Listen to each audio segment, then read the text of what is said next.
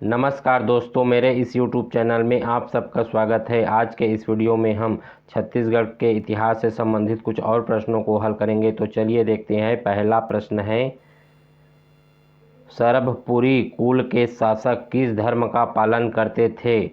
वैष्णव, शैव, बौद्ध, जैन। तो इसका सही आंसर है पहला, वैष्णव। सरभपुरी वंश के शासक जो है वैष्णव धर्म का पालन करते थे। इनके सिक्कों में जो था गरुड़, शंख और चक्र के प्रमाण मिलते हैं।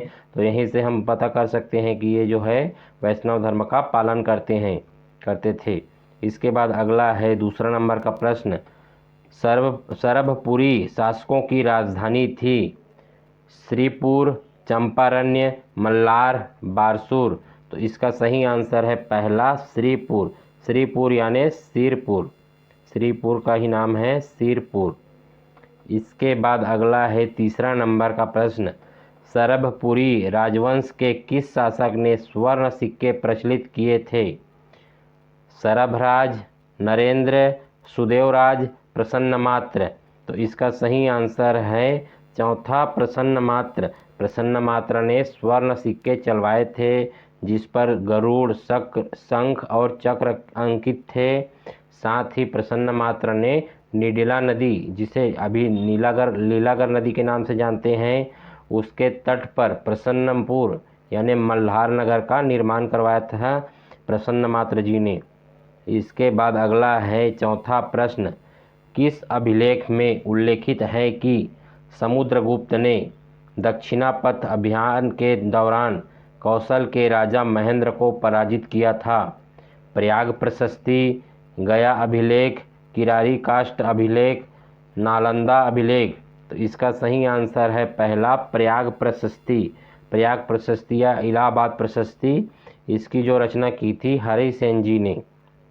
इसके बाद अगला है पांचवा नंबर का प्रश्न, सरभपुरी ताम्रपत्रों पर क्या नहीं होता था? पहला, ताम्रपत्र जारी करने की तिथि।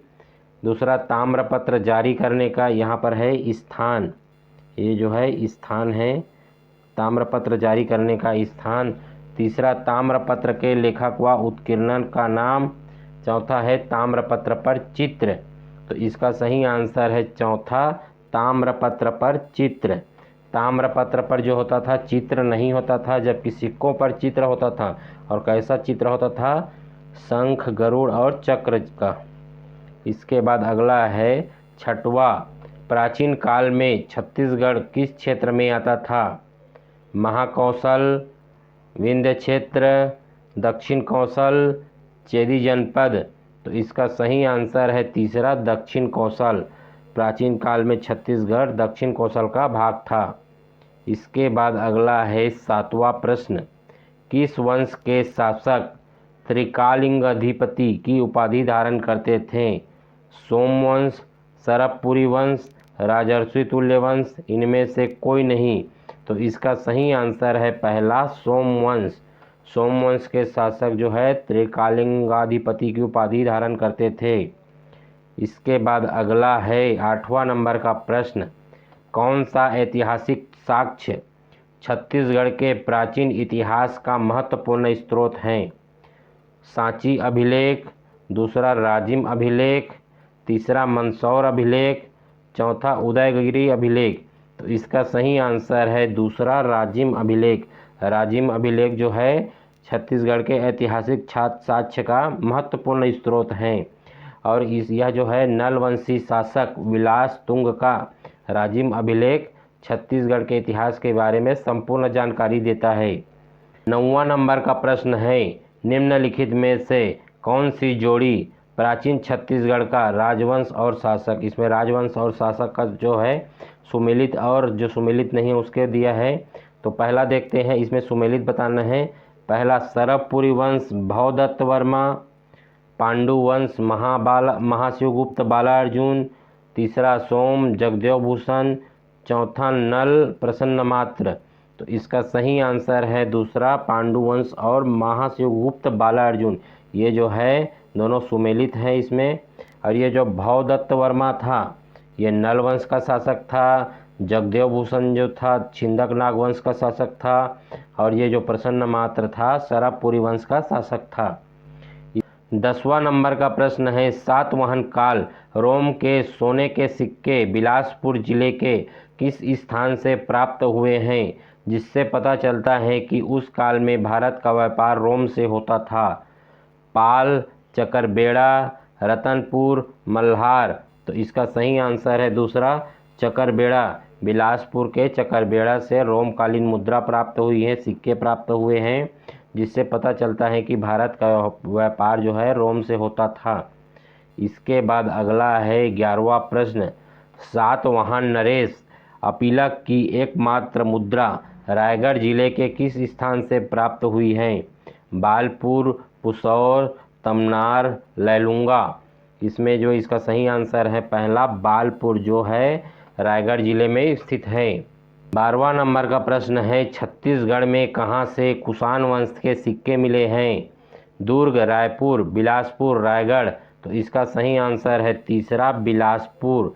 बिलासपुर जिले से जो है तांबा के सिक्के प्राप्त हुए हैं कुषाण कालीन।